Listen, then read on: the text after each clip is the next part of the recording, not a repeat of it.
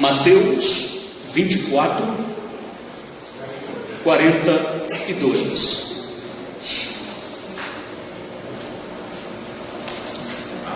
Amém?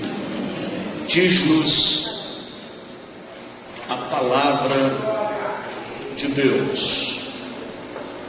Mateus capítulo 24, versículo 42. Vigiai, pois, porque não sabeis a que hora há de vir o vosso Senhor.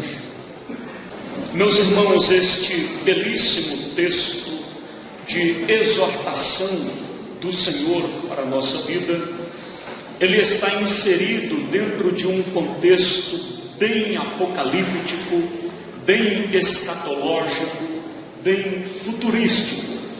Jesus está trazendo uma série de discursos, uma série de ensinamentos acerca dos últimos acontecimentos da história da humanidade. E segundo as informações contidas neste texto e em seu contexto, eu quero então nestes próximos minutos fazer um resumo desta mensagem que o Senhor nos apresenta e procurarmos identificar a mensagem do Espírito Santo para as nossas vidas nesta noite. Então, por gentileza, empreste-me toda a sua atenção. Empreste-me toda a sua atenção. E tenho certeza que Deus falará ao seu espírito, Deus falará ao seu coração. Quando nós consideramos as mensagens ainda apocalípticas, o que chamamos na teologia de escatologia bíblica, e analisando um contexto amplo, analisando um contexto geral desta matéria, eu quero começar o nosso primeiro contato nesta mensagem, descrevendo a vocês uma forma sistemática, então, das profecias e dos acontecimentos que ainda são apocalípticos, que ainda irão acontecer. E de acordo com o conhecimento amplo, geral, panorâmico do texto sagrado, Jesus brevemente arrebatará a sua preciosa igreja. Eu disse, Jesus arrebatará a sua preciosa igreja. Já tem alguém que acredita nisso antes do pregador começar? Jesus arrebatará a sua igreja. Após o arrebatamento da igreja, Jesus arrebata a igreja é tirada da terra e é levada para o céu. Neste segundo nível, no céu, logo após o arrebatamento, a igreja será levada para um ambiente de julgamento, onde será julgado as nossas obras, será julgado o nosso serviço, será julgado tudo aquilo que nós fizemos ou deixamos de fazer dentro daquilo que recebemos de Deus.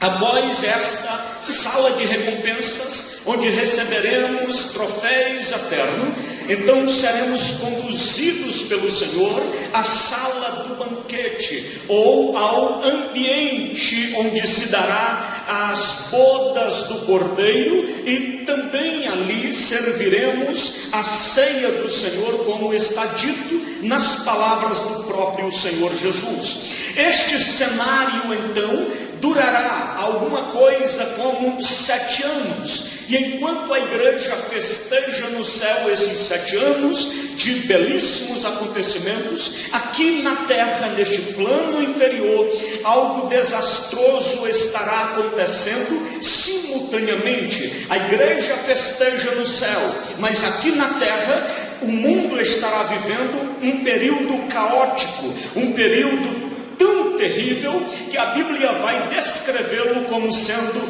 a grande tribulação, que também durará um período de 7 anos. Nesse período de 7 anos, nós teremos a chegada do anticristo à terra, Teremos ali todo o desenrolar dos capítulos, da maioria dos capítulos do Apocalipse.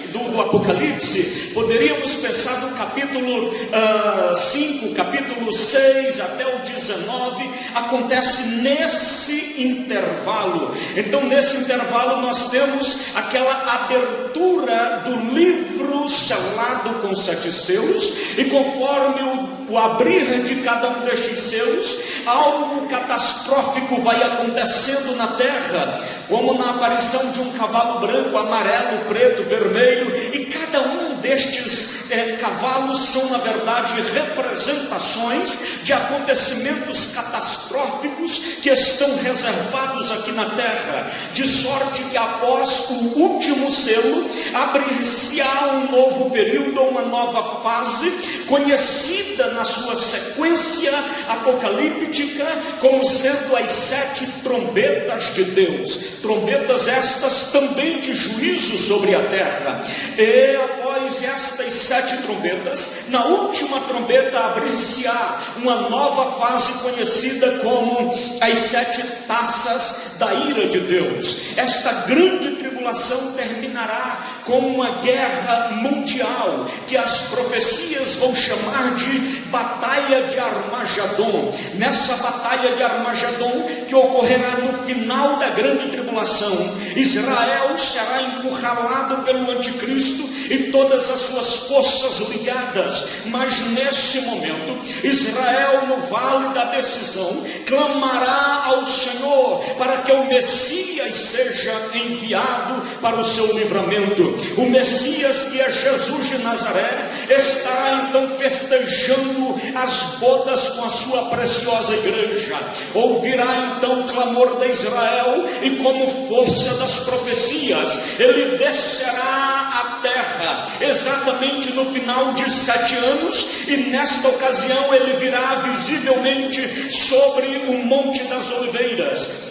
As profecias vão nos trazer uma ideia de uma parousia ou uma manifestação de Cristo visivelmente à terra. Nesta ocasião, Cristo resolverá esse embate com o anticristo e dará livramento a Israel. Após este livramento a Israel, também prenderá ali o anticristo, o falso profeta, a besta, Satanás, os demônios serão aprisionados. Haverá o fechamento desta guerra global, e a partir dali virá um novo capítulo na escatologia bíblica. Jesus trará todas as nações ali existente para um grande tribunal, que não é ainda o do juízo final, mas trará para um tribunal que a Bíblia vai chamar de julgamento das nações. Nesse julgar das nações, Jesus decidirá quem entre os sobreviventes das nações entrarão para o seu reino milenial, reino este que terá como rei dos reis e senhor dos senhores, Jesus de Nazaré, aquele mesmo que foi crucificado um dia, aquele mesmo que morreu um dia e que ressuscitou ao 3º dia. Agora ele irá reinar em Jerusalém. O seu palácio estará literalmente em Jerusalém, em Israel. O seu trono estará lá no seu palácio, e quem olhar para ele agora não verá mais o servo sofredor, mas verá o Rei dos reis, o Senhor dos senhores. Nesse tempo, o seu reino durará 1000 anos aqui na terra. Nós poderíamos fazer muitas considerações a este respeito, mas não é o que pede esta temática. Estou apenas lhes conceituando para lhes dizer algumas coisas dentro do texto ora lido. E no final deste período de 1000 anos de reino de Cristo aqui na terra, um reino de paz, um reino de prosperidade, um reino de longevidade, um reino de restauração absoluta, plena, completa diante de Deus. No final deste período, por força das profecias, Satanás de novo será solto e tentará os habitantes da terra, e depois em seguida será de novo novo aprisionado e lançado definitivamente no lago de fogo, que é a segunda morte. E após o fechar deste novo intervalo de 1000 anos, Jesus então trará uma grande profecia ao seu cumprimento. Os céus se enrolarão como um livro, a terra sairá da sua órbita, e no meio da grande imensidão universal, um grande e branco trono virá até algum lugar, um grande espaço universal, considerando que os céus cósmicos foram removidos e a terra saiu de sua órbita. Então, no meio desta amplitude, há um grande trono branco, e o que está sentado sobre ele é Jesus, o juiz de toda a terra. Naquela ocasião, todos os ímpios hão de ressuscitar. Daniel fala sobre a ressurreição dos santos, a ressurreição da igreja, que se dará no momento do arrebatamento da igreja. Esses santos ressuscitarão com corpo glorificado, com corpo justificado, ocasião em que tudo que é mortal no nosso corpo se revestirá da imortalidade, e tudo que é corruptível se revestirá da incorruptibilidade. Assim como é o nosso Senhor, também seremos a igreja no sentido de um corpo glorificado. Mas quanto à ressurreição dos ímpios, que se dará 1000 anos depois, no grande juízo final, ele diz que os ímpios ressuscitarão com corpo de vergonha, nojo e desprezo eterno. Após esse grande e terrível julgamento, cada um será lançado no lugar a que pertence, segundo as suas obras. Aqueles que são de Cristo, para todo sempre estarão numa eternidade perfeita, num paraíso eterno com Cristo. E aqueles que não são de Cristo, como assim não são de Cristo? Aqueles que não fizeram uma aliança com Cristo, aqueles que não aceitaram a Cristo como seu único e suficiente Salvador, terão como recompensa a condenação eterna, a segunda morte, num lago de fogo, onde as chamas nunca se apagam e quem for lançado lá nunca morrerá. Assim será a eternidade da humanidade. Aqueles que andaram em aliança com Cristo terão seu lugar de gozo eterno com Cristo em um novo céu e numa nova terra. Quem se alegra com isso pode fazer barulho de adoração. Mas aqueles que não andaram em aliança estarão no lugar de sofrimento.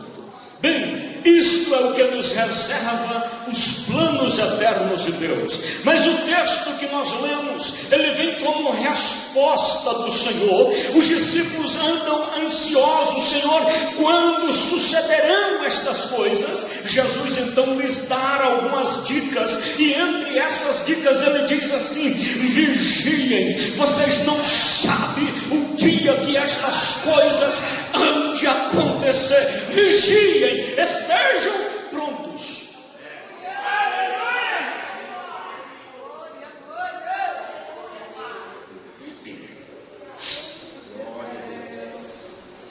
Muitos falsos profetas se levantaram marcando datas para estas coisas acontecerem.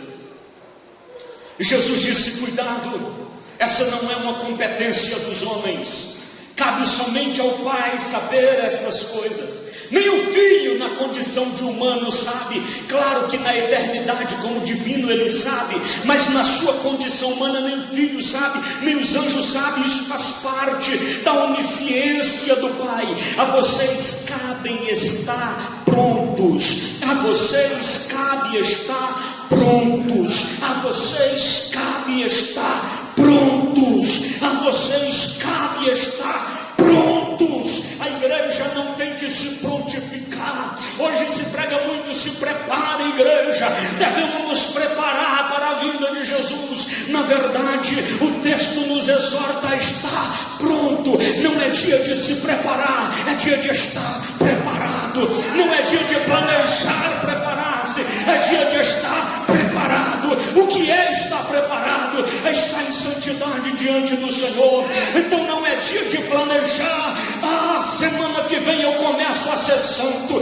Não, homem melhor, eu vou esperar virar o ano, está acabando 2018. Então, no meio das minhas promessas de ano novo, eu vou colocar lá: eu serei santo. Não é tempo para isso. Jesus diz: quem vai morar no céu deve ser santo hoje, aqui e agora. Devemos estar prontos hoje. A pastora já me antecedeu com muita sabedoria, dizendo: o dia de perdoar é hoje. Tem que perdoar hoje, tem que liberar perdão hoje, tem que andar na palavra hoje, tem que andar no Espírito hoje, tem que andar na direção de Deus é hoje. Não é coisa para amanhã. Deixa eu te dizer algo. Alguém já disse: pastor, mas o senhor ainda acredita em arrebatamento da igreja? Se eu não acreditar, eu preciso rasgar a Bíblia e jogar fora. Aleluia. Tem pastores que dizem: eu não prego mais arrebatamento de igreja. É uma pena, vai ficar. Diz: eu não acredito mais no arrebatamento da igreja. É uma pena, porque se eu acreditar, Jesus vem. Se eu for incrédulo, Jesus vem. A diferença é que quem acredita sobe, quem não acredita fica. Quem crê sobe, quem não crê fica. A única diferença é essa. Eu creio e eu vou entrar lá. Eu creio e vou entrar lá. Quem vai entrar lá comigo, levanta a mão e faz o céu ouvir a sua adoração. Aleluia. Aí os discípulos chegam e dizem assim: Senhor, entendi, mas quando acontecerão essas coisas? Que sinal nós teremos desse tempo? Aí Jesus diz aqui no capítulo anterior: nesse tempo vai ser mais ou menos assim. Vai ser um tempo difícil. Vai ser um tempo em que terá muita fome na terra. Vai ser um tempo em que haverá muitos falsos profetas. Haverá falsos cristos.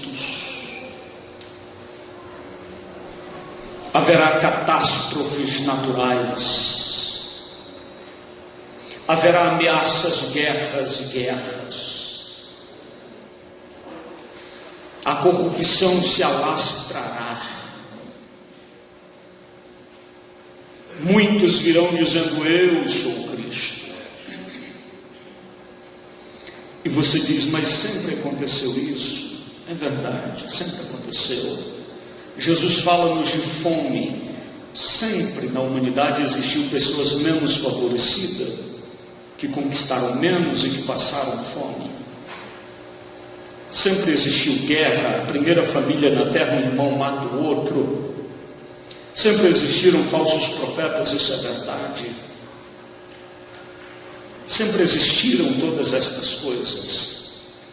E muitos têm dito: pastor, Jesus não vem mais não, porque essas informações que ele deu já existiram sempre e nem por isso ele veio. Isso é uma verdade. Sempre existiram estas coisas. Mas deixa eu lhe dizer uma realidade. Continuando a análise do texto, Jesus diz assim: mas todas estas coisas são o princípio das dores de parto. A versão de Almeida resume-se apenas princípio das dores.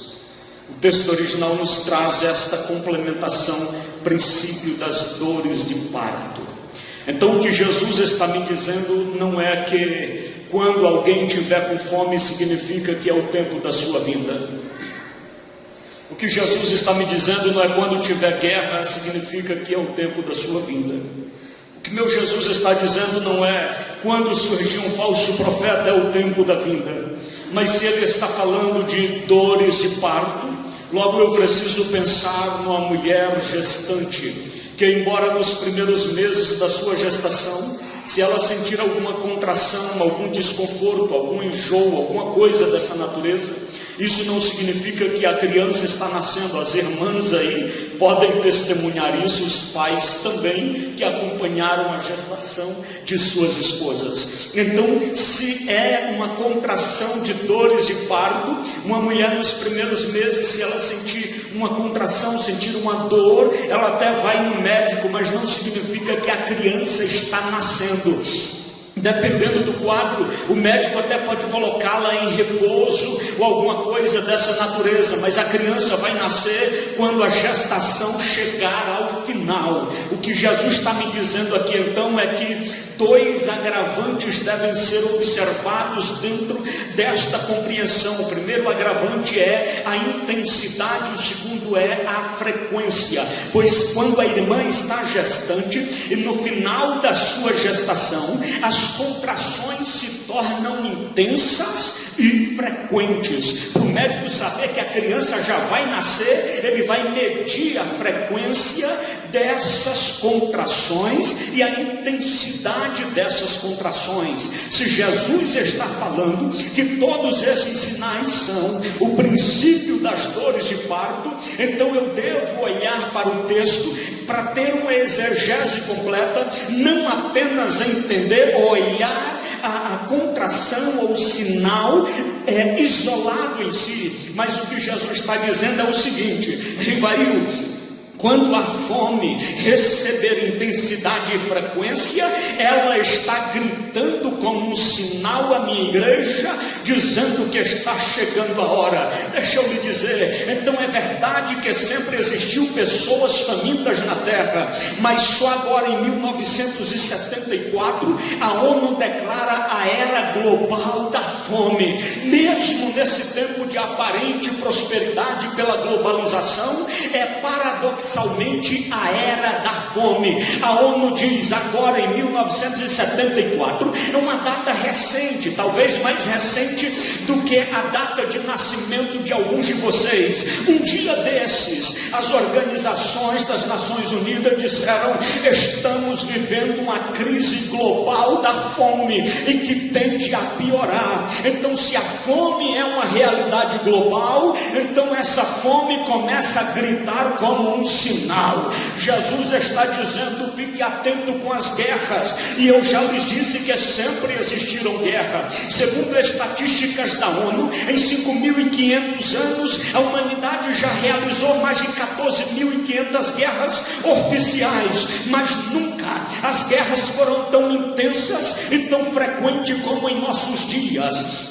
Antes, o general e seu comando saía para a guerra com uma espada e um escudo na mão. Hoje, cada presidente maluco tem uma mesinha tem uma mesinha à sua disposição com um botãozinho, onde ele pode apertar ali e detonar qualquer região do território de seus inimigos. As guerras estão intensas. Até países supostamente pacíficos como o Brasil vive uma guerra interna violenta, matando mais gente do que em guerras oficiais, ameaças de guerras e guerras. Então, quando essa realidade se tornar intensa e frequente, elas estão gritando, dizendo: está chegando a hora. Aí fica o crente diante da televisão ou diante da internet, olhando acerca da violência do mundo, dizendo: meu Deus, a cidade está muito perigosa, eu vou embora lá para o interior.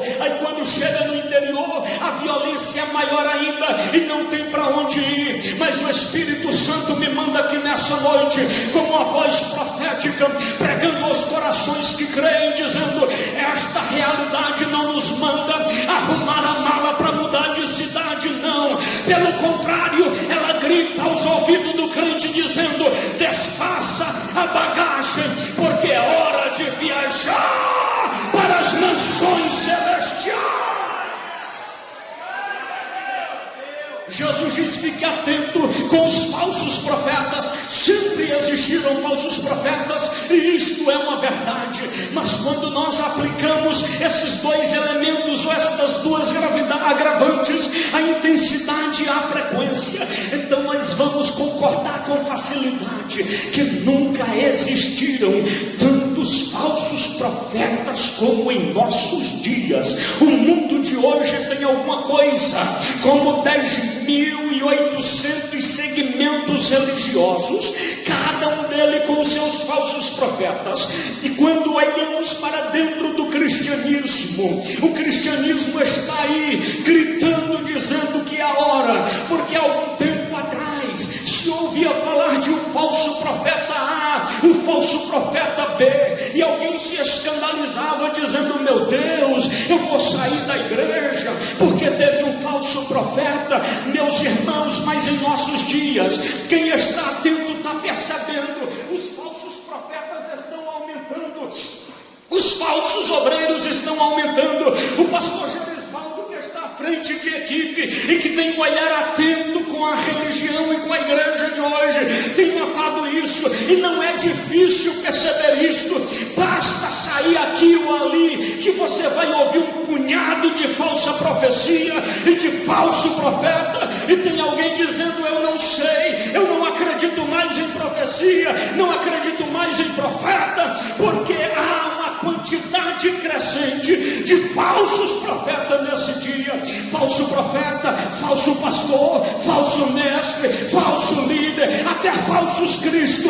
Mas Jesus me manda aqui nessa noite dizer: quando os falsos profetas forem uma quantidade a serem puxados a rodo, não é hora de sair do altar, é hora de chegar mais no altar, porque sem querer eles estão gritando e dizendo: a hora está chegando. Glória a Deus. Louvado seja Deus. Aleluia. Aleluia. Glória a Jesus.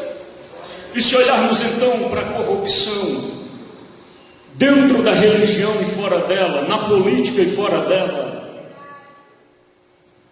o que está acontecendo? São esses dois agravantes. Jesus está dizendo: está chegando a hora, está chegando a hora, está chegando a hora, está chegando a hora. Tem crente que fica triste e diz: ô pastor, não fala isso não, porque Jesus não precisa vir agora não. Deixa eu te dizer uma coisa: está chegando a hora, está chegando a hora. E deixa eu lhe dizer, haveria aqui na terra alguma coisa mais apropriada do que o céu, do que o reino de Deus? Mas está chegando. Somente o Novo Testamento, por mais de 300 vezes, me diz: Jesus virá.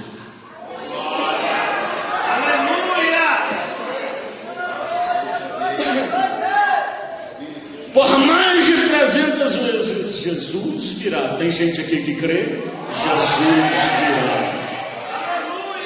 Jesus virá. Glória a Deus. Glória a Deus. Mas quando será esta vinda? Será breve. Uma das últimas conversas com os discípulos, Jesus disse assim: eu vou ali ao Pai preparar lugar para vocês. Quando eu for preparar, eu voltarei outra vez e vos levarei para mim mesmo. Daqui a pouco está Jesus no capítulo 17 orando e dizendo assim: meu Pai, abrevia este dia, para que os meus seguidores contemplem a glória que me deste desde antes da fundação do mundo. Aleluia. O escritor aos Hebreus diz assim: só há um pouquinho de tempo em que há de vir virá, e não vai demorar. Não vai. Não vai.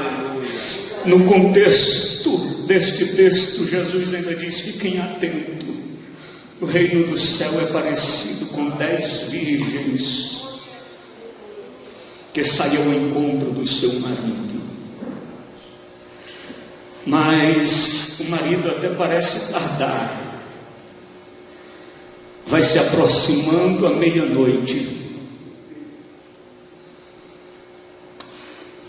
E o tempo vai mostrando a verdade. próximo da meia-noite,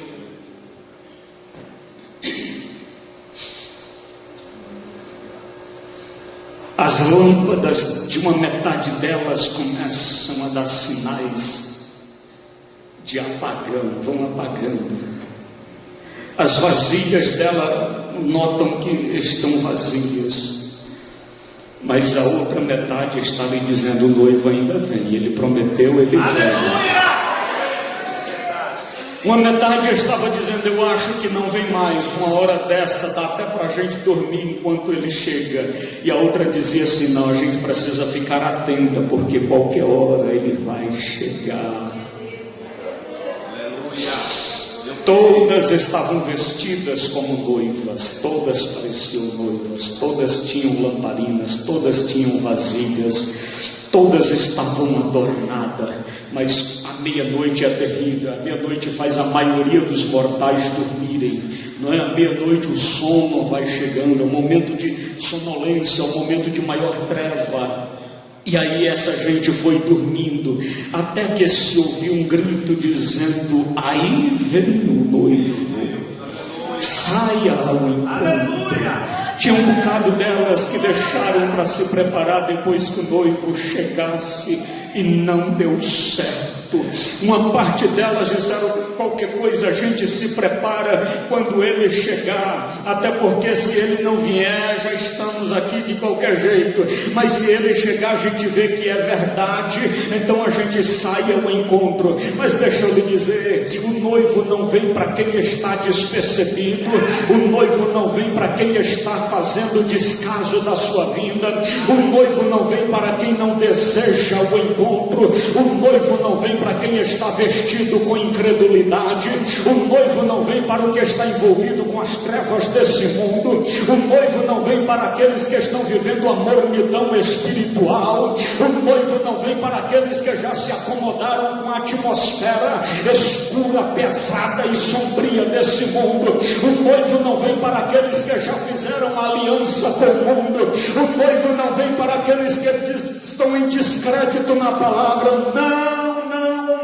Não, essa é uma mensagem para quem crê. O noivo vem para quem tem aliança, o noivo vem para quem tem compromisso, o noivo vem para quem acredita na palavra dele, o noivo vem para quem está disposto a ter luz acesa mesmo no meio das trevas, o noivo vem para quem está disposto a abraçá-lo ainda que a noite esteja escura, o noivo vem para aquele que é mesmo na hora de sonolência, diga: hora vem, Senhor Jesus, hora vem, Senhor Jesus.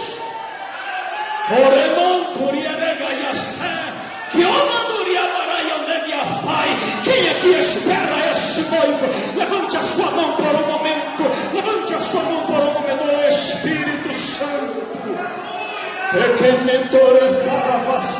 mantenha a mãozinha levantada, mantenha, você vai morar no céu. Se Satanás disser no seu ouvido: você não vai, diga: eu vou. Se disser no seu ouvido: você não é digno, diga: Jesus me dignificou pelo seu sangue.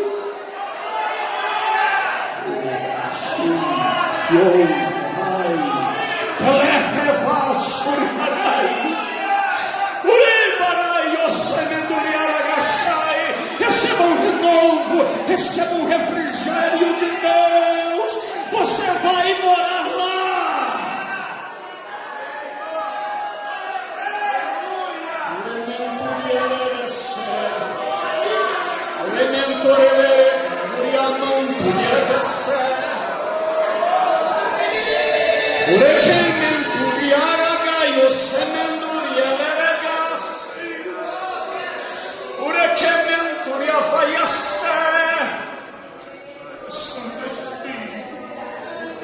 A noiva vai entrar, Santo Espírito. A noiva vai entrar, Santo Espírito. Vem adornar a tua noiva aqui nesse lugar, Santo Espírito. Tira da noiva toda aresta de pecado, Santo Espírito. Tira da noiva toda mancha nas vestes, Santo Espírito. Tira da noiva todo sono, Santo Espírito. Aviva renova a noiva que vai entrar do céu, que vai entrar do céu.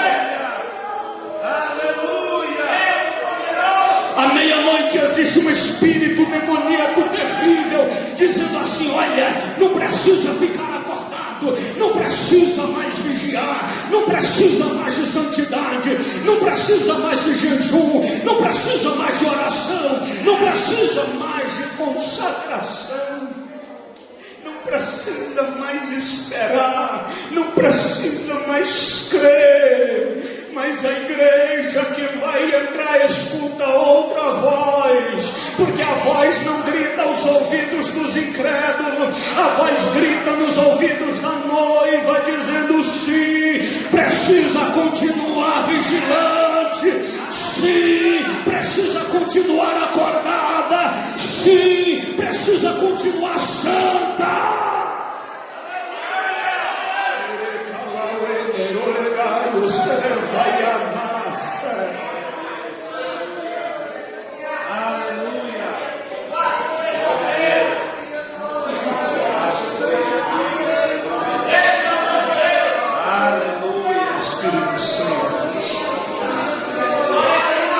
Espírito Santo, guia da noiva.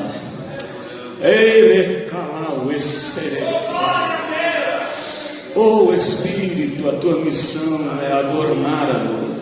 Glória a Deus. Ah, Jesus, ainda tem gente que te aceitou, que foi batizado, mas está aqui para nada, não consegue mais crer. Feche seus olhos, eu vou terminar já ministrando sobre você. Espírito Santo,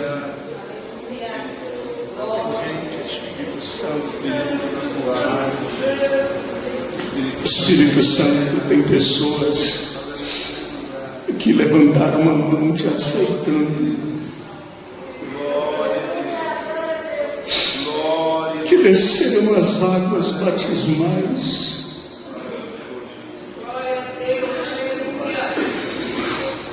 mas está aqui para nada, não consegue mais crer. E se não for para encontrarmos o Senhor, para que estamos? Mas o meu pedido a ti, Espírito Santo, eu vou te fazer 3 pedidos. O primeiro é: renova a fé desse crente agora.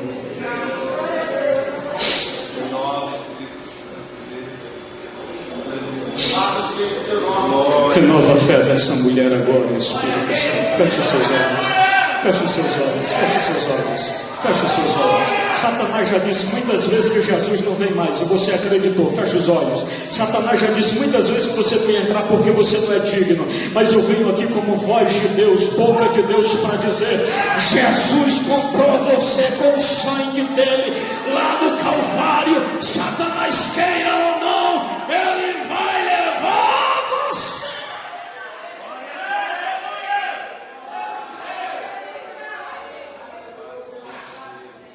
Jesus não vai abrir mão de você. Não abra mão dele. Não abra mão da fé. Não. Espírito Santo, então renova a fé desse crente, dessa crente agora. Glória a Deus. E traga um avivamento, não só para hoje, mas para esta caminhada rumo à Nova Jerusalém. Levante as suas mãos, levante o Espírito Santo. Espírito Santo, todos só os que já são lavados no sangue, levanta as mãos. Espírito Santo, Nos faça sentir aqui. Feche os olhos, feche os olhos. Feche os olhos e abre o coração. Feche os olhos e abre a boca. Espírito Santo, sopra aqui entre nós nessa noite um pouco da brisa da cidade celestial que espera esse crente, essa crente agora. Espírito, sopra, Senhor, um pouco do ambiente espiritual, que esse crente, essa tua serva, seja renovado por ti nesse momento.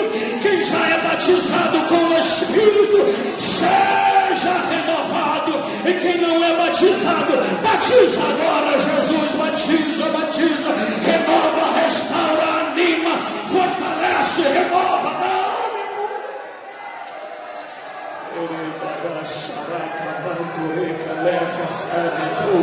seja renovado pelo Senhor agora, pelo sangue de Jesus. Seja renovado agora, pelo sangue de Jesus. Seja renovado.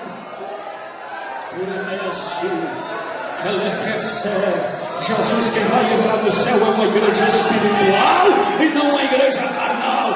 Quebra a carne agora, Jesus. Quebra a carne agora, Jesus. Quebra a carne agora, Jesus, e ressuscita o Espírito. Renova, renova, renova, renova, renova, renova, renova, renova. Pelo sangue de Jesus, abre a boca para adorar. Pelo sangue, pelo sangue.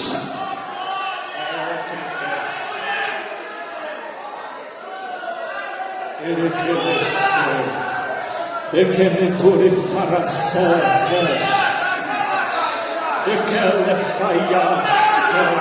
eu estou ouvindo aqui o idioma lá da nossa terra celestial. Estou ouvindo aqui o idioma celestial. O Espírito está aqui renovando sua preciosa igreja.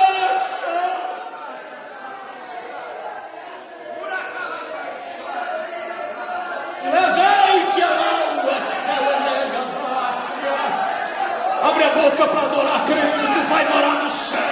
Abre a boca para adorar. Enquanto tu adora, Jesus te renova. Enquanto tu adora, Jesus te renova.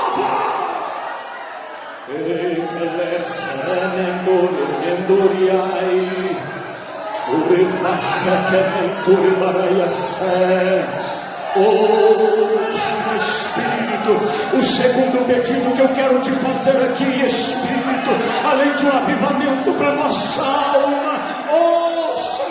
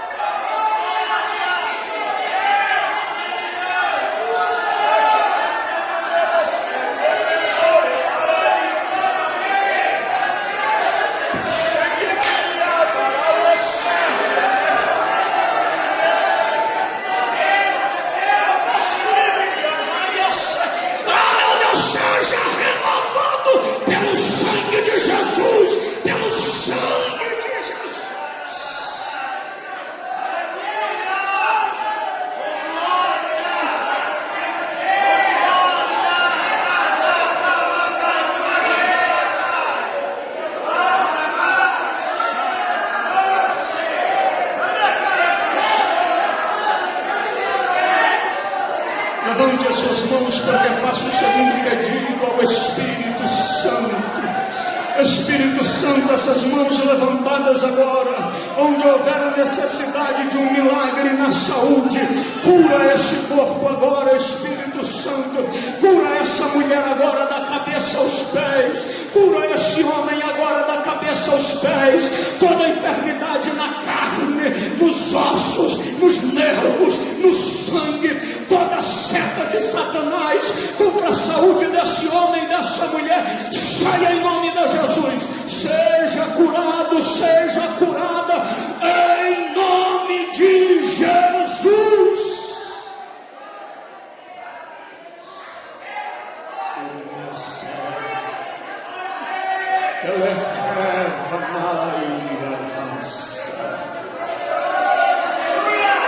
Rebadai curada agora no nome de Jesus. Seja curado agora em nome de Jesus. Satanás não tem poder sobre o teu corpo. Então essa enfermidade seja desfeita, desapareça agora em nome de Jesus.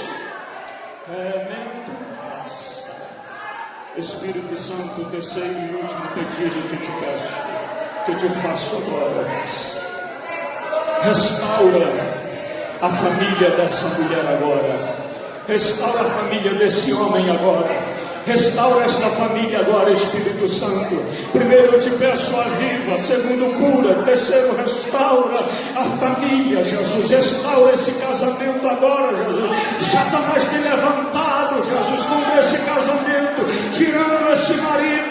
Meu Jesus, restaura agora todo espírito de divórcio. Seja repreendido em nome de Jesus. Todo filho escravo seja restaurado em nome de Jesus. Quem recebe esta palavra, aplauda ao Senhor, glorifique ao Senhor. Aleluia! Aplauda mais bonito, mais forte. Você vai morar no céu.